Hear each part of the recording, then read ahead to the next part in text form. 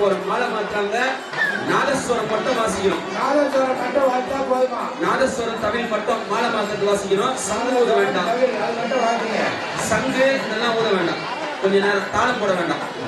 கோவிலின் பின்பக்கம் கதவு திறக்கப்பட்டிருக்கிறது. மேற்கு மாலை வீதி வழியாக அந்த பக்கமாக போகலாம். பின்பக்கம் ஒரு வழியை திறந்து விட்டுருக்காங்க. பொதுமக்கள் அது வழியாகவும் வெளியே செல்லலாம். ஆகவே வெளியேறும்போது கவனமாக ஒவ்வொருவராக செல்லலாம்.